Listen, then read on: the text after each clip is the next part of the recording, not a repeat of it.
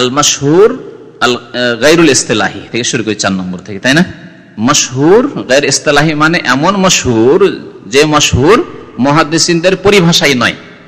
ইসতিলাহ মানে পরিভাষা, মুহাদ্দিসিনদের পরিভাষা ছাড়া যে মাশহুর হাদিস রয়েছে তার সংজ্ঞা সম্পর্কে। ওয়ায়ুকসাদু বিহি, এর উদ্দেশ্য হচ্ছে মাশতাহারা আলাল আলসিনা, যা মানুষের জবানে প্রসিদ্ধ হয়েছে, মাশহুর হয়ে গেছে, মানুষের প্রত্যেকে বলে থাকে, যেই সেই বলে থাকে, বিভিন্ন স্তরের লোক।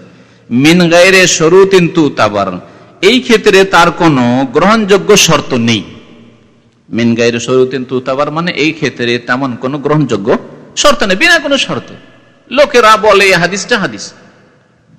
এগুলিকে বলা হয় মাশহুর গায়র ইসতিলাহি, মানে মুহাদ্দিসিনদের পরিভাষার ব্যতিক্রম মাশহুর। ফায়াশমাল, সুতরাং এই মাশহুর গায়র ইসতিলাহি হাদিস এই 3 রকমের হাদিসকে শামিল হবে। মা লাহু ইসনাদুন ওয়াহিদ, এমন হাদিস যার হয়তো একটি সনদ আছে, অথচ একটি সনদ থাকলে মুহাদ্দিসিনদের পরিভাষায় ওই হাদিস মাশহুর নয়, বরং ওর নাম কি? গরীব আসবে, আগে গরীব আসবে পরে। ওয়া মা লাহু আকসার মিন ইসনাদ, অথবা তার এক সনদের বেশি আছে, 2টি সনদ আছে, তাহলে এটি মাশহুর নয়। মুহাদ্দিসিনদের নিকটে 2টি সনদ যদি থাকে প্রতি স্তরে, তার নাম হচ্ছে আজিজ। মাশহুরের পরে আজিজ আসবে। কিন্তু যেহেতু মানুষের জবানে, মানুষের সমাজে খুব মশহুর হয়ে আছে, সেজন্য ওর নাম মশহুর। 3 নম্বরে জিম, ক খ তারপর গ, ওমা লা ইউজাদু লাহু ইসনাদুন আসলান, এমন হাদিস যার কোনো সনদই নেই, মানে সহিহ সনদই নেই, এমনিতে ছড়িয়ে আছে মানুষ সমাজে যে এটি হাদিস। হ্যাঁ, গত সপ্তাহে যেমন বলেছিলাম যে চীনে গিয়ে তোমরা ইলম শিখো, জাল হাদিস। হ্যাঁ হ্যাঁ, হুব্বুল ওয়াতান মিনাল ঈমান, দেশ প্রেমী হওয়া হচ্ছে ঈমানের অঙ্গ, দেশকে ভালোবাসা, দেশপ্রেমী হওয়া ঈমানের অঙ্গ। জাল, মিথ্যা কথা, এর কোনো সনদ নেই। মা লা ইউজাদু লাহু ইসনাদুন আসলান, এর কোনো সনদই নেই।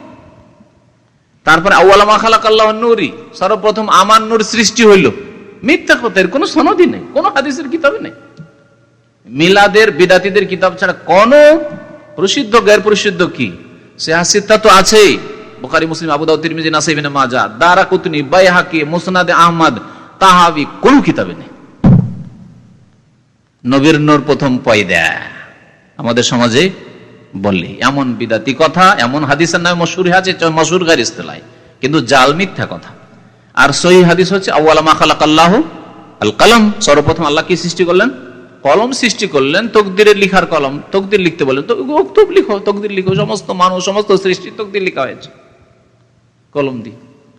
তারপরে বলছেন লেখক 5 নম্বরে, আনওয়াউল মাশহুর গায়রুল ইসতিলাহি, যেই মাশহুর মুহাদ্দিসিনদের পরিভাষায় নয় তার বহু প্রকরণ রয়েছে। আনওয়া, নওউনের জামা হচ্ছে আনওয়া, বিভিন্ন কিসিম রয়েছে। লাহু আনওয়াউন কাসীরা, বলছে তার বহু প্রকরণ রয়েছে। আশহারুহা, তার সবচেয়ে প্রসিদ্ধগুলি এখানে উল্লেখ করা হয়েছে।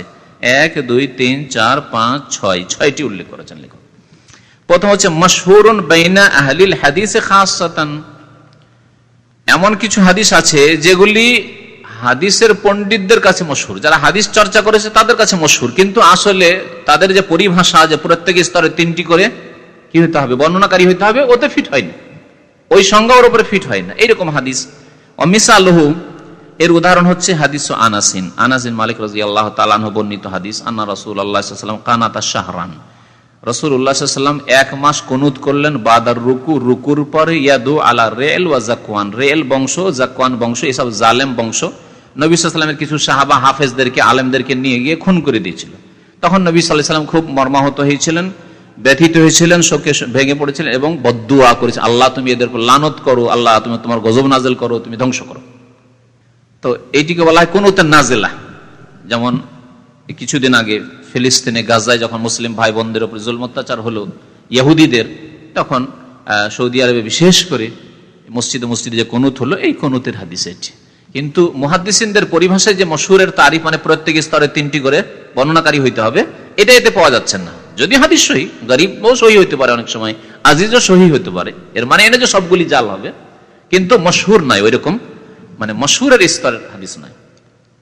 হাদিসটি কোথায় রয়েছে দেখেন, হাদিস আখরাজাহুল বুখারী, বুখারী তো রয়েছে কিতাবুল ভিতরে, তারপর আখরাজাহু মুসলিম, মুসলিমে রয়েছে হাদিস। জি, তারপরে বা মানে খ, মাশহুরুন বাইনা আহলিল হাদিস ওয়াল উলামা ওয়াল আওয়াম, এমন হাদিস যে হাদিস মুহাদ্দিসিনদের নিকটেও খুব প্রসিদ্ধ আর আলেমদের নিকটেও প্রসিদ্ধ, আর জনসাধারণ, আওয়াম মানে হচ্ছে জনসাধারণ, আম শব্দ, আম মানে সাধারণ আর আওয়াম মানে জনসাধারণ, জনসাধারণের নিকটে মশহুর। এই হাদিস জনসাধারণ জানে। কি মিসালুহু, উদাহরণ হচ্ছে আল মুসলিম মান সালামা আল মুসলিমুনা মিন লিসানিহি ওয়া ইয়াদিহি, সত্যিকার মুসলিম ওই ব্যক্তি যার জবান এবং যার হাত থেকে মুসলিমরা নিরাপদ থাকবে। মানে ওই ব্যক্তি আসল মুসলিম, খাঁটি মুসলিম, যার হাত দ্বারা কেউ কষ্ট পেল না আর যার কথা দ্বারা কেউ কষ্ট পেল না। হাদিস মুহাদ্দিসিনদের নিকটে খুব মশহুর হাদিস, আর আলেম সমাজেও মশহুর, আর জনসাধারণ এই হাদিসটা জানে না, জনসাধারণ জানে। তো এই হাদিস মশহুর গায়রে ইসতিলাহি মিসাল। হাদিস কোথায় রয়েছে? 2 নম্বর, এটাও বুখারীতে রয়েছে, মুসলিমে রয়েছে। হাদিস সহিহ, কিন্তু মশহুর, যে মশহুরের সঙ্গে প্রত্যেক স্তরে 3-3টি করে বর্ণনাকারী রাবী হইতে হবে, এই শর্তে আসছে না। জিম মানে গ, মশহুরুন বাইনাল ফুকাহা, এমন হাদিস যা ফুকাহায়ে কেরামদের নিকট প্রসিদ্ধ। ফাকিহগণ ফিকহের কিতাবে হাদিস উল্লেখ করে থাকেন। মিসালু, এর উদাহরণ হচ্ছে হাদিস আবগাজুল হালাল ইলাল্লাহি তালাক, আল্লাহর নিকটে নিকৃষ্ট হালাল হচ্ছে তালাক দেওয়া। না জাল নাই, জয়ীফ বলা হয়েছে। 3 নম্বর দেখেন, 3 নম্বর বলছেন হাদিস কোথায় রয়েছে? সাহাহুল হাকিম, মুস্তাদরাকে রয়েছে, এবং ইমাম হাকিম সহিহ বলেছেন। লাকিন বিলফজ, এই শব্দ নয়, মা আহাল্লাল্লাহু শাইয়ান আবগাজা ইলাইহি মিনাত তালাক, অন্য শব্দে তিনি সহিহ বলেছেন। তারপরে ইমাম হাকিমের অনেক সময় সহিহ গ্রহণযোগ্য নয়, কারণ অন্যান্য মুহাদ্দিসিন হাদিসকে জয়ীফ বলেছেন।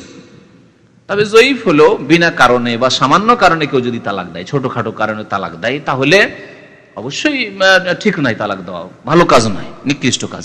কিন্তু যদি শরীয়তি কারণ হয়, গুরুত্বপূর্ণ কারণ, যেমন স্ত্রী জিনা করে, তাহলে তারপরও রাখবেন নাকি? হুররিমা যালিকা আলাল মুমিনিন, আপনি মুমিন, দিনদার আর নামাজি মানুষ, তাহলে আপনার জন্য এইরকম জিনাকারী স্ত্রী রাখা জায়েজ নয়। আল খাবিসাতু লিল খাবিসিন, খবিস মহিলারা খবিস পুরুষের জন্য, আপনি তো খবিস নন। তবে আপনি যদি চরিত্রহীন হন, তাহলে আমিও জিনা করেছি, আমার স্ত্রী করেছে, সাওয়া সাওয়া, সমান সমান, তাহলে আলাদা কথা। কিন্তু আপনি একজন সৎ মানুষ, নেক মানুষ, আর আপনার স্ত্রী যদি আল্লাহ না করে দুর্ঘটনা, আর বহু এরকম দুর্ঘটনা হচ্ছে মানুষের, যদি এরকম হয় তাহলে রাখা চলবে না, যথেষ্ট। এই ক্ষেত্রে তালাক দেবেন না, নিকৃষ্ট হালাল নাই, বরং উত্তম হালাল। তালাক দেওয়া উচিত, কারণ আপনাকে আপনার ছেলে মেয়েকে পাক করতে হবে, যাতে আমার ছেলে মেয়ে আমার খেয়ে দিয়ে মানুষ হবে, আমি আদর যত্ন করবো, অথচ আমার জন্ম, আমার নুতফা আমার বীর্য নয়, আউযুবিল্লাহ। আমার জমি জায়গা থেকে, ধন সম্পদ থেকে ভাগ নেবে, অথচ অন্যের জন্ম, ঠিক না? জিনা করলে কি অবস্থাটা হয়? এটাই তো হয় ইখতিলাতুল আনসাব, বংশের ঠিক ঠিকানা তো অন্য কোন বংশ, ডমচামারের বংশ থেকে, বেনামাজির বংশ থেকে, বা অন্য ভালো মানুষেরই বংশ হোক না কেন, বংশ থেকে নিয়ে এসে আর এক বংশে ঢুকিয়ে দিল, বংশ একাকার হয়ে গেল। এই জেনার মাধ্যমে, জেনাতে বহু ক্ষতি রয়েছে। তো সুতরাং যদি কোনো মহিলার দ্বারা জেনা হয়, তাহলে এই ক্ষেত্রে তালাক দেওয়া নিকৃষ্ট কাজ নয়, বরং তালাক দেওয়া উত্তম হালাল। তাহলে আবগাজুল হালাল সব ক্ষেত্রে বলা ঠিক নয়, এই জন্য হাদিস জয়ীফ আছে। আচ্ছা, বেনামাজি, আপনার স্ত্রীকে নসিহত করে করে উপদেশ দিয়ে দিয়ে বললেন বেনামাজি, কি করবেন? রাখবেন? বরং এই ক্ষেত্রে তালাক দেওয়া ফরজ। কাফের মহিলাকে রাখা জায়েজ নয়, যেমন কাফের সাথে নামাজি মহিলার থাকা জায়েজ নয়। এখানে বলবেন না যে আবগাজুল হালাল আল্লাহি তালাক, নিকৃষ্ট হালাল, নামাজ পড়ে না, তাও কি হইল, কেমন করে তালাক দেবো? না, তালাক দেওয়া ফরজ। বেনামাজিকে রাখবেন আপনি? ওইরকম স্ত্রীদের তালাক নেওয়া ফরজ, বেনামাজি পুরুষের কাছে থাকা জায়েজ নয়। তো আবগাজুল হালাল হাদিসটি জয়ীফ, অথচ ফুকাহায়ে কেরামদের নিকটে হাদিসটি কি মশহুর। মুহাদ্দিসিনদের পরিভাষায় মশহুর নয়, মানে প্রত্যেক স্তরে 3 রাবী নাই, আর সহিহও নাই। তাহলে আগের 2 উদাহরণ দিয়ে বোঝা গেল যে কিছু হাদিস আছে যেগুলি মশহুর এবং সহিহ, যদিও মুহাদ্দিসিনের ভাষায় মশহুরের স্তরে পৌঁছে না, উঁচা স্তরে, কিন্তু সহিহ হাদিস। যেমন বুখারী মুসলিমের 2টি হাদিস আগে দেখা গেল, কিন্তু এই 3 নম্বরেরটি মশহুর আর জয়ীফ। ফুকাহায়ে কেরামদের নিকটে মশহুর, তারা দলিল পেশ করে থাকেন, কিন্তু হাদিস জয়ীফ। মশহুরুন বাইনাল উসুলিন, দাল মানে ক খ গ ঘ, হ্যাঁ, ঘ নম্বর। উসুলে ফিকহ, উসুলে ফিকহ, উসুল মানে এখানে উসুলে ফিকহ, যারা ফিকহ আর উসুল কায়দা কানুন লিখেছেন, উসুলিদের নিকটে মশহুর হাদিস কি রফিআন উম্মতিল খাতা ওয়ান নিসয়ান ওয়া মাসতুকরিহু আলাইহি, আমার উম্মতের ওপর থেকে ভুলকে উঠিয়ে নেওয়া হয়েছে, ভুলে যাওয়াকে উঠিয়ে নেওয়া হয়েছে, অমাস্তুক রেহু আলাইহি, এবং যদি কোনো কাজে জবরদস্তি করা হয় তাও উঠিয়ে নেওয়া হয়েছে, মানে মাফ করে দেওয়া হয়েছে। তাহলে তিনটি ক্ষমার কথা ঘোষণা করা হয়েছে। একটি আল খাতা, খাতা মানে অনিচ্ছাকৃত ভুল করে দেওয়া। যেমন বললাম যে মারছিলেন, পাখিকে লেগে গেল একটা মানুষকে, আর তার চোখ একটা নষ্ট করে দিল। গুনাহগার চোখ নষ্ট করার গুনাহগার হবেন? হ্যাঁ, চোখের খেসারত দিতে হবে, ক্ষতিপূরণ দিতে হবে দিয়াত, কিন্তু আপনি গুনাহগার নন, কারণ আপনি ইচ্ছা করে তাকে মারেননি। কিন্তু কেউ ইচ্ছা করে যদি মারে তাহলে কাবিরা গুনাহ করলো, বরং অর্ধেক প্রাণ নষ্ট করলো। একটা চোখ নষ্ট করলে অর্ধেক প্রাণ নষ্ট, অর্ধেক খুন করা। এই জন্য 50টি উটের দিয়াত দিতে হবে একটা চোখের। জানা আছে না এই মশলা? এইসব ফেকা পড়তে হবে, তাহলে মোল্লাখাস ফেকি পড়ানোর প্রয়োজন ছিল এইসব মশলা মশাই, আলেম হইতে এগুলো জানতে হবে। একটা মানুষের জন্য 100 উটের দাম দিতে হয়, আর একটা চোখ মানে অর্ধেক মানুষ, তাহলে 50টি উটের রক্তম দিতে। সৌদি আরবের আইন এটা আছে, কারো যদি একটা চোখ নষ্ট করে কানা করে দেয় তাহলে 50 উটের মূল্য দিতে হবে। একটা অ্যাক্সিডেন্ট করলো, অ্যাক্সিডেন্ট করে দেখা গেল একটা চোখ নষ্ট হয়ে গেছে, তাহলে তাকে 50 উটের ক্ষতিপূরণ দিতে হবে। আর দুটোই চোখ নষ্ট, এমন করে মালো দুটোই চোখ অন্ধ করে দিয়েছে বা 2 চোখ তুলে নিয়েছে, মানুষ বেঁচে আছে, তাহলে এই লোকটি মরে যাওয়াতে যেই দিয়াত লাগতো, রক্তপণ লাগতো 100 উট, 100 উটের দাম দিতে হবে, যেটা 1 লক্ষ রিয়ালের বেশি হয়, যা এখানে কোর্টে ফায়সালা হয় ইসলামিক আদালতে। তো নবী করিম সাল্লাল্লাহু আলাইহি ওয়াসাল্লাম কি বলেছেন? আমার উম্মত থেকে উঠিয়ে নেওয়া হয়েছে মানে মাফ করে দেওয়া হয়েছে। খাতা, কেউ যদি ভুল করে, ও নেসিয়ান, আর যদি ভুলে যায়, যেমন নামাজের সম্পর্কে আলোচনা হলো, ভুলে গেছেন, নামাজ মনে থাকেনি, অথবা ভুলে পানি খেয়ে নিয়েছেন রোজাতে, মাফ না? মাফ নয়, মাফ।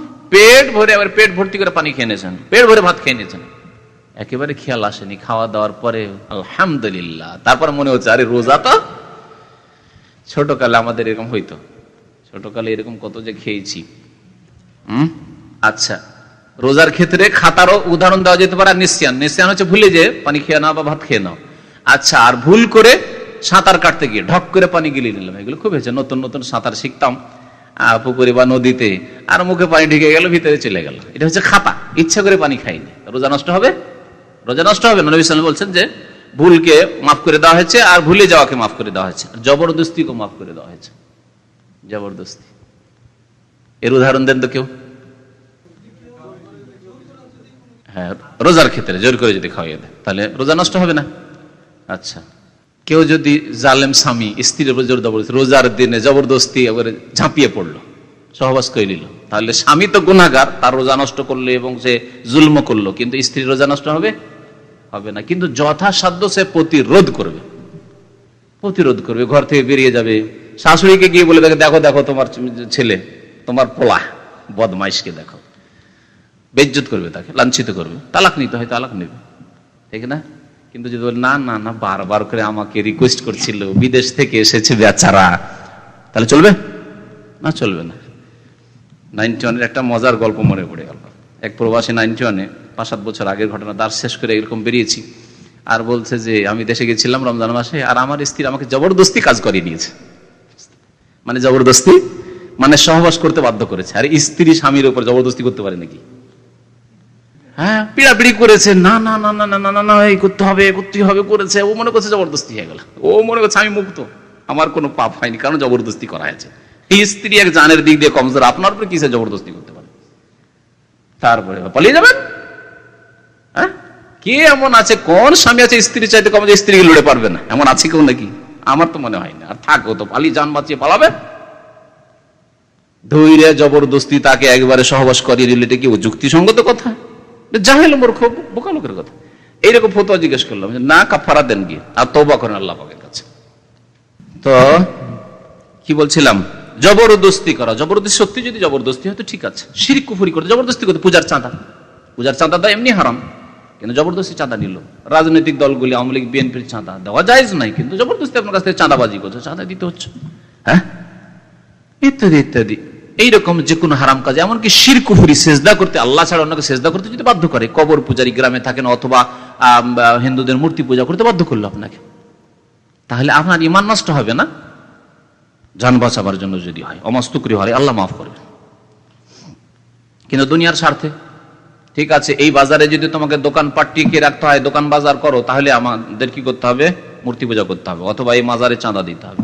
দোকানপাট করিয়েন না, হিজরত করে, এটা মজবুর করেন না, এটা জবরদস্তি নাই।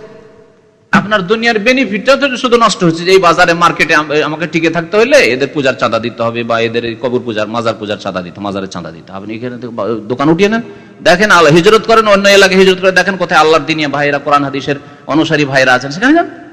আপনি বলছেন না আমি ব্রাহ্মণবাড়িতে থাকবো, রাগ করবেন না, ব্রাহ্মণবাড়ির লোকের কবর পূজা অনেক বেশি, তো সব জায়গায় তো বেশি, কোনখানি বা বলা যাবে?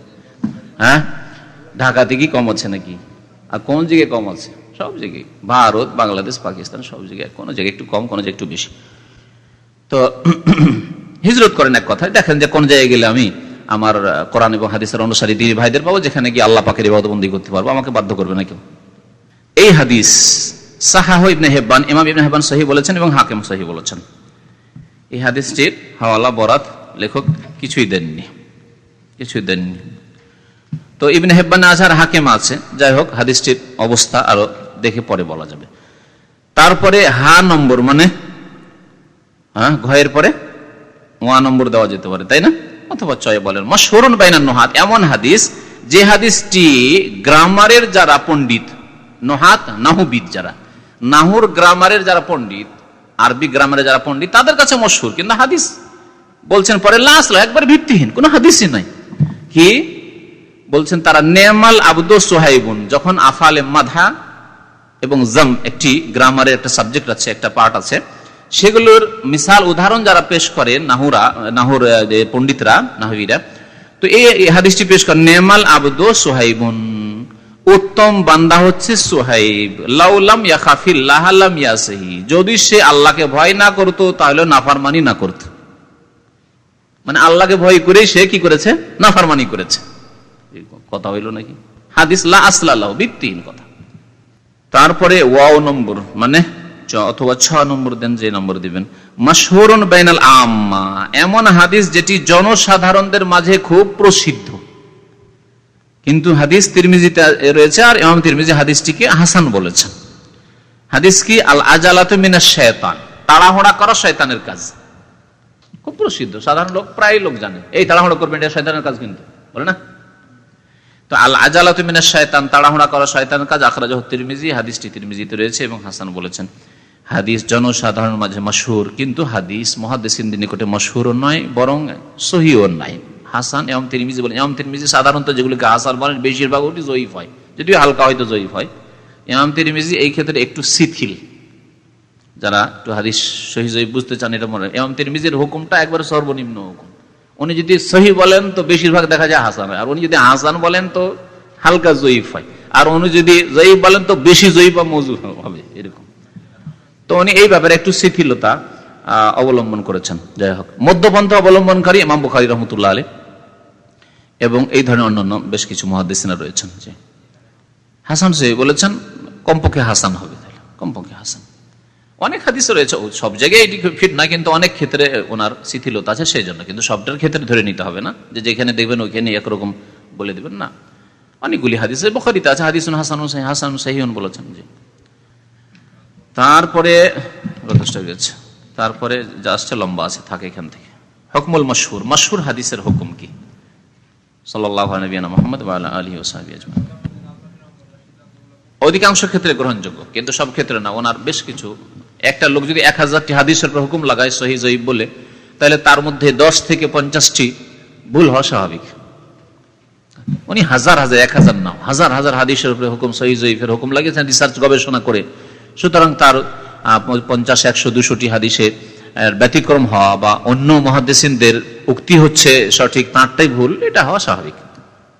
জি, লিখেছে যারা তার বিরোধী বা কিছু, বা এমনি বিরোধী না হলেও অনেকে লিখেছেন, যে যাতে করে সতর্ক করা যায় যে এই কিছু হাদিস উনি হয়তো মানুষ মাত্র ভুল হইতে পারে, এক জায়গায় উনি সহিহ বলেছেন বা হাসান বলেছেন, এক জায়গায় জয়ীফ বলে দিয়েছেন, মানে উনি ভুলে গেছেন, ওনার স্মৃতি শক্তি সেখানে কাজ করেনি, এরকমও আছে কিছু হতে পারে। মানুষ মাত্র ভুল হইতে, আমাদের কাছে তাকলিদ বলে কোনো কিছু নেই। কোরআন হাদিস আল্লাহ এবং রাসূলের কথা মানতে হয়, প্রত্যেকের ভুল হইতে পারে, কিন্তু এসব উলামাদের অল্পই ভুল হয়েছে, আকীদায় ভুল নেই, হ্যাঁ, আর সামান্য কিছু মাসলা মাসাইল অথবা হাদিসের সহিহ জয়ীফে ভুল হয়েছে। হ্যাঁ, রাস্তা ভুল নাই, পথ ভুল নাই, কিন্তু পথে মেহনত করে ইজতিহাদি কিছু ভুল হতে পারে। আর অন্যান্য উলামা যেগুলিকে বিদাতি উলামা বলছি, সেগুলির আকীদায় ভুল, সুন্নাত বিরোধী কাজ, সুফিবাদের কাজ, হ্যাঁ, ভিত্তিহীন কাজ, এগুলি হচ্ছে মুশকিল, সেখানে সতর্ক থাকতে হবে। হ্যাঁ, যতক্ষণ পর্যন্ত না এসছে, অথবা যদি দেখেন যে দুই রকম শুনছেন, তাহলে ভালো আলেমদের কাছ থেকে জানেন, জাস্টিফাই করেন যে এই সম্পর্কে আপনার আর অতিরিক্ত কি জানা আছে, এই হাদিস সম্পর্কে ইবনে বাজ কি বলেছেন, অথবা হাফিজ তার আগের কথা বলে হাফিজ বিন হাজার কি বলেছেন, হ্যাঁ ইমাম যাহাবী কি বলেছেন, ইত্যাদি। এরকম এটি জায়েজ না, এই কাজটি প্রলোভন দিয়ে স্বীকার করানো, এটি জাহেলদের কাজ, জায়েজ নয়। তুমি দেখে শোনো বিয়ে করেছো, খোঁজ খবর নিয়ে বিয়ে করো, আগে খোঁজ খবর না, পাড়া প্রতিবেশীকে জিজ্ঞাসা করো যে এর মেয়েটা কেমন, এইসব বিয়ে করো। তারপরে বাসর রাতে এসে ওই আপনি সরিষার তেল বের করতে ঘানিতে বের করতে শুরু করলেন, কথা বের করবো, তো জানছে যে তো আমার স্বামী হয়তো আমাকে খুব ভালো আদর যত্ন করছে, আমি বলে দিল কিছু বলবেন, আর এরকম ঘটনা এক সপ্তাহ আমার কাছে ফতোয়া আসছে, ফুসলে ওকে রাজি করে সব কথা নিয়ে নিচ্ছে, নেওয়ার পর আর রাখবে না। এখন এটা বেকুব লোকদের কাজ, আর এটি ইসলামের কাজ নাই। স্ত্রীকে ফুসলে তার পেটের কথা নেওয়া, তুমি দেখে শুনে বিয়ে করো, খোঁজ খবর না যে তার লাভার টাবার আছে নাকি, খোঁজ খবর না, তারপর বিয়ে করো। কেন বিয়ে করলো এরকম অন্ধ হয়ে? ছবি দেখে বিয়ে করে বসলে, বাবা দেখেছে তোমার আর বিয়ে করে বসলে, কেন বিয়ে করলো তুমি এরকম করে?